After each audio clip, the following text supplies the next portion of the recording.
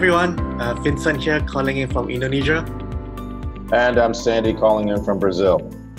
And the reason why we're doing this video series is because we saw recent reports that says that abandoned cart rates are high, within 55 to 80%. And we know that many store owners, they are very interested in increasing revenue on their online stores. Yeah, so today what we're going to be talking about is what is cart abandonment, and more importantly, why it's important to you.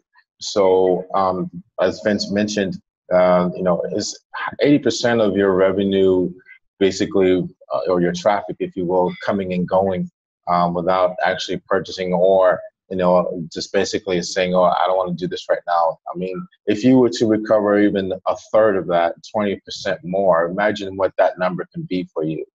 So that's why we want to talk about this subject matter. And hopefully we're going to be able to leave you with some ideas as to how you can start working on recovering those numbers. Yeah, and before we start talking about recovery, let's first briefly go through what exactly is abandoned cart. So abandoned cart happens when someone goes to your website, they go and check out your products, and they added the item to your shopping cart, and they might even go through as far as starting to proceed with the checkout process, like filling in their shipping and billing information. But for whatever reason, they did not complete the purchase, and they just disappear from your website, and they didn't buy anything.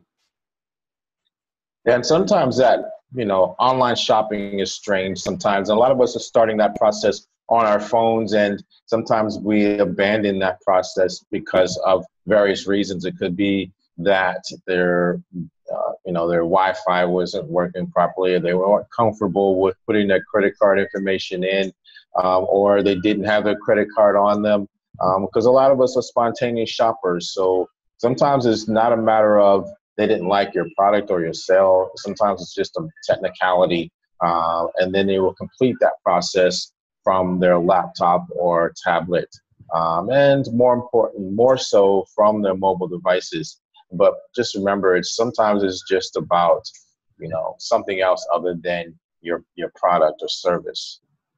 Yeah, that's right. And abandoned cart really doesn't mean that they're not interested in the product at all.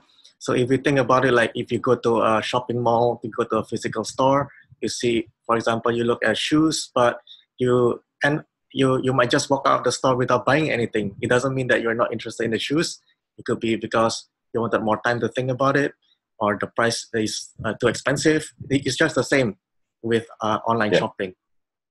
Yes, exactly. And sometimes we, when we get to the checkout, we pick out other things, but as Vince is saying, that is sometimes it's a matter of, we go into a store now and we have our phones and we're looking at it, trying to compare price. So that's the one thing you don't want to happen, is you don't want people to abandon your cart and then go to your competition because they found it a better price. You want to continue to engage them. So that's something else that we're going to be sharing with you throughout this series, as to how to continue to nurture those relationships and get them back into the process of buying from you. And then on top of that, how you can then upsell them into the next product, which is really key to increasing your bottom line. Something else we're going to be talking about in the process of cart abandonment. Now that you know what abandoned cart is, so go ahead and comment down below if you know what is the abandoned cart rate for your online store. And if you don't know what it is, also go ahead and leave a comment as well, and we'll show you how to find the abandoned cart rate. Awesome. So we'll see you in the next video. Ciao. See you.